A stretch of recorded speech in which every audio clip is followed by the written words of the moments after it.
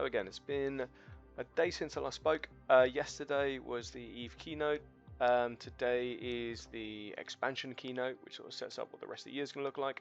And I thought I would just break down what we saw today and a few interesting things that they mentioned. Or in the case of the Ansible changes, things they didn't mention.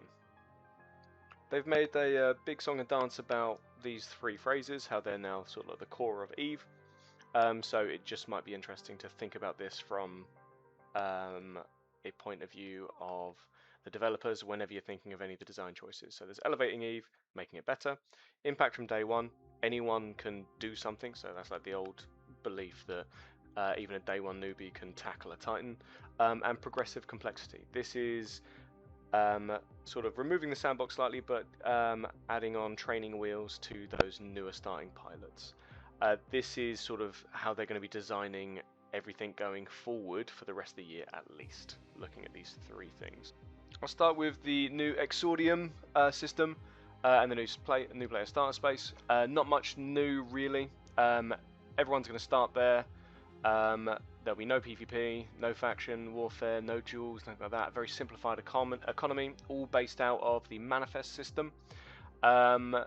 It's going to focus on mining, anomalies, basic activities like that. My only sort of concern is they mentioned that you can do home fronts there, so whether or not they get farmed to oblivion or they're sort of a reduced quality version of the home fronts, that would be interesting to see. All of the Empire embassies will give sort of like lore exploration in the view of missions and their own sort of pilot introduction and orientation schemes, so that'll be interesting. Wonder if there'll be anything new in the form of lore developments. The whole reason they've done this is to reduce the overwhelming experience of joining New Eden. There's a concept in education called cognitive load. Going into EVE without knowing what's going to happen, you can be very easily overwhelmed, and if you reach that sort of cognitive load, you can't process what's going on, and that's just going to lead to, or that has led to loads of people just shutting down and not engaging with it. And like they said yesterday, that's people falling out of the game instead of falling in love. It will end with an epic storyline, and from how they described it, it might be a reliving of someone's memories or various people's memories within EVE, talking about key dates, key experiences. So that'll be interesting. But that's all that they really mentioned about the new starter space that we weren't already aware of before. Introduction of achievements and titles. Looks like it's an evolution of the air career progression sort of path. And the freelancing system, all built on that. The rewards for different things will be things like skill points. You'll get an achievement score. You'll get the mentioned titles. Some of the titles are going to be time limited. You'll also get potentially skins, so that'll be an interesting way to get rare skins. It's not going to be retroactive, so you won't be unlocking a load on day one.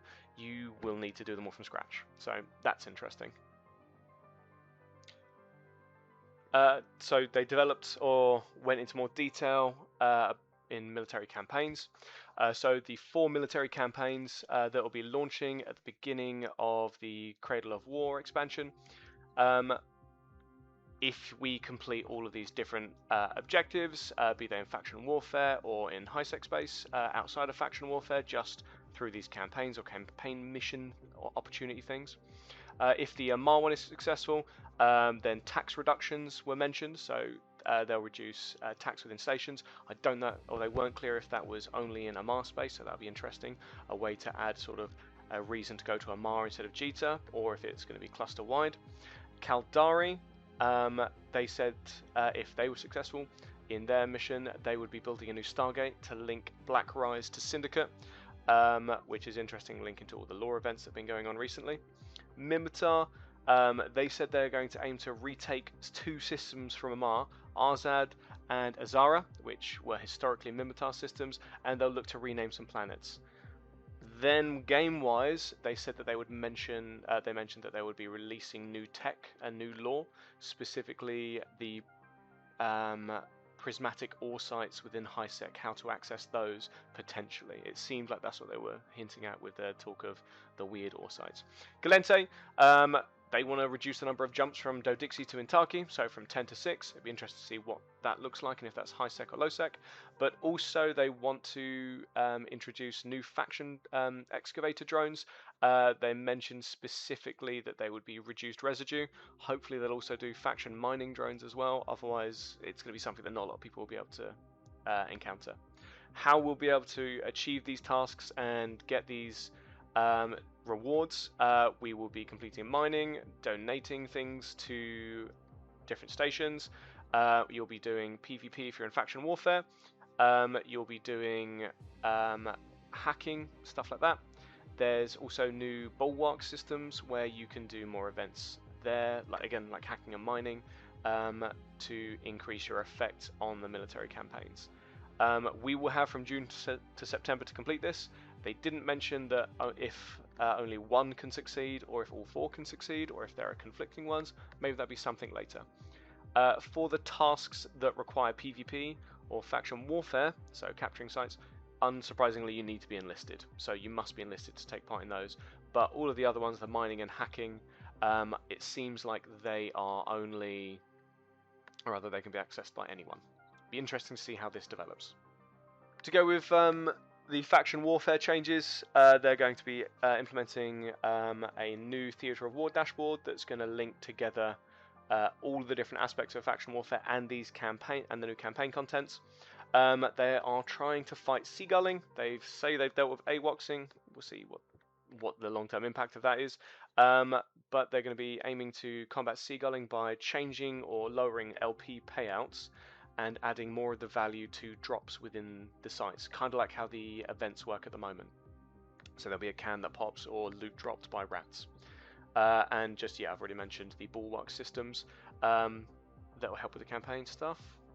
There'll be 4 new complexes of faction warfare. The first one's going to be a battlecruiser one that's going to be aimed at 3 capsuleers. Battle cruisers that warp into the site. This is interesting. You'll count as 1 level higher for your skill. So that means that you'll get all those buffs on the hull increased by 1. So if you warp in with level 5, it'll be the same as level 6. So interesting to see what kind of weird things can happen there. Then they've got the Chaos Complex, which will be T3 cruisers and below, aimed at 10 people. Every time someone enters, or every time they're generated, I think it wasn't too clear, 3 random effects will be spawned, similar to wormholes or abyssal space. There's up to potentially 396 combinations of these different effects. So jumping into any one of these sites could be a unique opportunity or a unique experience each time. Then there'll be an interceptorplex with a capture time of 10 minutes, and it'll only spawn in command op systems. It's aimed at 1 pilot, and then in scout systems there'll be rapid deployment of these new Tech 1 attack frigate only ones. That's like a Rifter or Breacher sort of stuff. It'll last for 5 minutes, but there'll be much more NPC spawns than usual, and the majority of them have walk disruptors to sort of like keep you locked in to aim for more fights. These sites, that last site feels like it's going to be the one that's aimed more at those new players just coming out of the new player systems. So that's good to see that, keeping out the Navy and the Tech 2 stuff. Then we've got the faction Navy destroyers. So we've got the Dragoon, which is going to be focusing on drone damage. It's got quite a wide spread of weapon damage application bonuses. So small energy turret, light missiles, and rocket launchers. It's got buffs to the energy NOS or energy nuke range and fall off. And it's got the standard bonus to drain velocity. It's also got some buffs to slots, so it's got some extra slots, so some room for fitting. It'd be interesting to see how that's implemented, especially in abyssal space. Then we've got the Corax Navy issue, the ship that I forgot existed entirely yesterday. Again, apologies for the blurriness of the images. This is just the best I could get from the presentation. Then we have the Corax Navy issue. It's got a bonus to kinetic damage at 10% per level and a 5% bonus to EM, explosive, and thermal. So kinetic's going to be the biggest boost there. And it's got bonuses to application and velocity, so long range and hitting smaller, faster stuff. It's also got a boost to the number of slots, so again, more DPS, more fitting options. So that's interesting. That'll be more useful again to see how that's applied. Then we've got the Algos Navy issue. So the Algos Navy issue has bonuses to its drone damage and hit points, and its small hybrid turret damage and tracking speed. This is similar to the base Algos Navy issue, but then it's got this bonus one to stasis webifier drones and how effective they are. It'll be interesting to see if that's applicable to the new rogue drones that have stasis webifier abilities as well as damage abilities. They could be a really good pairing with the Algos Navy issue. It's also got more fitting options as well, slightly more than the standard. Then we've got the Tower. I love the Tower. I think it's a fantastic ship. It's great for small fleets of just suicide ships. If we have a look at its bonuses, its new bonus that it brings to the table is the shield booster amount. So this could be interesting for Abyssal. It could make it extremely tanky and hit well above its weight. So that'll be interesting, as well as the standard like extra few slots, so increased fitting ability. I think this will be the one that's going to be better for maybe PvE sort of stuff, because again, that shield boost bonus. Then they talked about the Tech 2 command carriers. I've not gone into as much depth as I did compared to the Navy destroyers, because these aren't going to be used by as many people. They're still going to be sort of large blocks or large groups, but it's interesting that they're adding them. Gives people more things to fly and more expensive things to lose. Just in summary, it's going to be a new class of ships focused on battlefield control and fleet support. So what that means is they're going to be providing much more powerful boosts than any other ship. So they're looking at 5% bonuses for all of them, other than information and skirmish. For some reason, those link boosts aren't as powerful, which is maybe something that get addressed. They said they can use stronger fighters, but it looks like, if you look at the numbers, they can't use more than 3 light fighters. I've not really used carriers, so I don't know what a limit that is. Their mobility increase has come from buffing their conduit jumps. So every level of the skill will give you 20% bonus to the amount of ships you can conduit with. So having level 5 will give you the ability to conduit with up to 60 ships instead of 30 ships. So that could be useful. The focus for each one, so you got the Salvation for the Amar. So the Salvation is going to focus on energy neutralizing bonuses maybe, as well as armor bonuses. Then we've got the Caldari Simurg, which is going to be shield focused with boosts to sensor and electronic warfare linked boosts. Then you've got the Gaia, which is going to be focusing on sort of like interdiction nullification boosts. So not like bubbles, but the interdiction nullification skirmish links, information warfare links, and also armor links. And then you've got the Ymir. So the Ymir, it's also got a buff to stasis web fighters. I didn't notice that in any of the others. It has got both shield and armor skirmish bonuses, as well as the navigation one. I said shield and armor. Yeah, shield and armor and skirmish bonuses. So quite a wide breadth on the Ymir, so that's interesting to see there.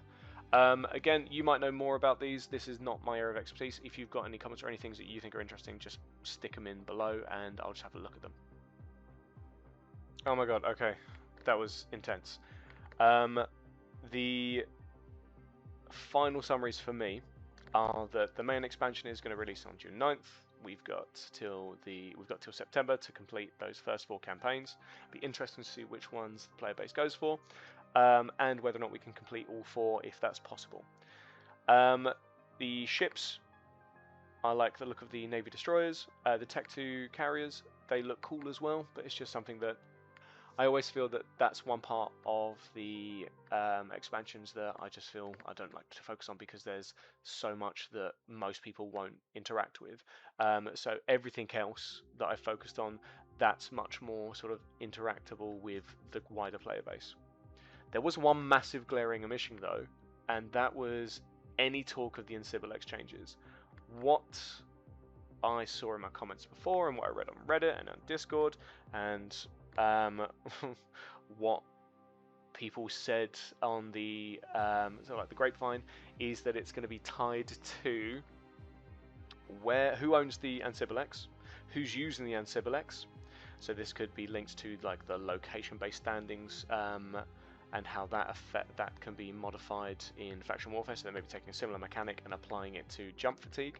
So my main is in slice. If I'm flying around in slice space using the slice gates, I will not have too much added to my jump fatigue timer, so I can keep on jumping around and I should be okay. So home defense, it should be really beneficial.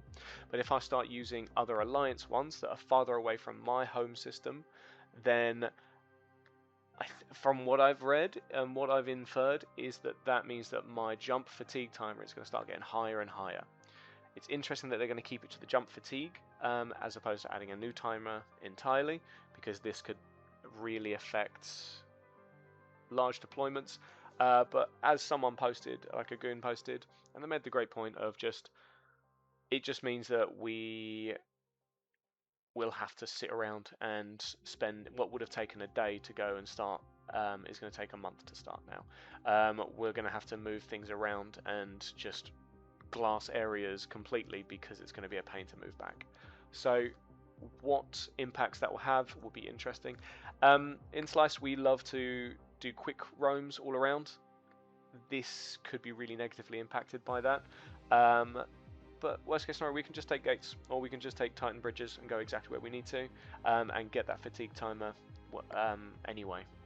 So I think that's pretty much everything I wanted to talk about it. I didn't see any of the Vanguard stuff. I'd love Vanguard to succeed because I love Dust. Frontier, I could talk about Frontier for ages and what I think it should be, because I have no idea what it is now. It is clear as mud. I think it's pretty. I love the idea of the cosmic horror of the whole setup, but I have no idea what the game is actually trying to do. I don't know what they mean by modders, builders. It's just, I just hope that if, and potentially when it fails, it does not drag down EVE with it. Hopefully there's some sort of layer of separation between them. Thank you so much for your time.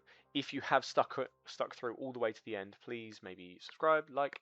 It's the first time I've ever said that, so feel free to be mean to me in the comments about it. But what I would also like to do is just say what you think about these videos in general. And if you've had a chance to watch any of the Iron Mans, could you just tell me what you think? Or if you got any thoughts about Cradle of War, or just the direction of EVE at the moment, just say in the comments. It'd be interesting to see what your opinion is. I'm equal parts hope, equal parts I don't care. There's this weird sort of mixture of, I don't know, like mysticism as Fenris Creations right now. It confuses me. But it's also kind of cool. As long as that sort of doesn't negatively impact the game at all, I'm happy they can talk about all the blood magic they want to. Blood magic for days. Eddas to the moon.